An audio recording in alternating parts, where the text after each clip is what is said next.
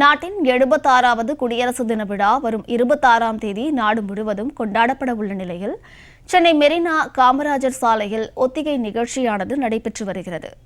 இதுகுறித்தான மேலும் விவரங்களை கொடுப்பதற்காக செய்தியாளர் லாவண்யா இணைப்பில் இருக்கிறார். பேசலாம்.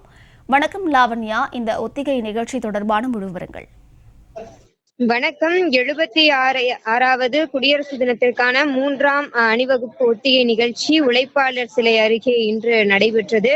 அதிலும் குறிப்பாக சென்னை மெரினா கடற்கரை காமராஜர் சாலையில் உள்ள உழைப்பாளர் சிலை அருகே வருகின்ற 26ஆம் தேதி ஆளுநர் RN ரவி தேசிய கொடியை ஏற்ற உள்ளார்.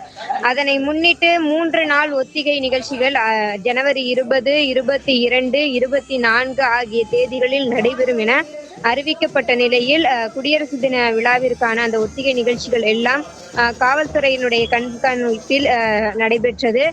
மேலும் இந்த குடியரசு தின விழா ஒத்திகை நிகழ்ச்சியிலே மத்திய தொழில்படை படையினர், தீயணைப்பு வீரர்கள், தேசிய மாணவர் படையினர், பள்ளி கல்லூரி மாணக்கர்களின் அணிவகுப்பு கலை நிகழ்ச்சி ஆகியவையும் இந்த ஒத்திகை நிகழ்ச்சியிலே நடைபெற்றது. மேலும் குடியரசு தின விழாவில் பல்வேறு துறைகளில் அசாத்திய பணியாற்றிய பலருக்கும் விருதுகள் வழங்கப்படுவது வழக்கம். அந்த வகையிலே யார் யாருக்கு விருதுகள் வழங்கப்படும் என்ற ஒரு ஒத்திகையும் நடைபெற்றது. அதே போல அமைச்சரவையில் இருக்கக்கூடிய பல்வேறு துறைகளினுடைய அந்த அலங்கார அணிவகுப்பு ஊர்திகளினுடைய அணிவகுப்பும் நடைபெற்றது.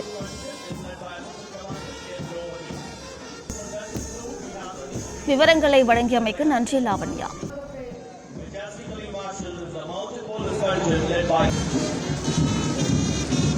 அடுத்ததாக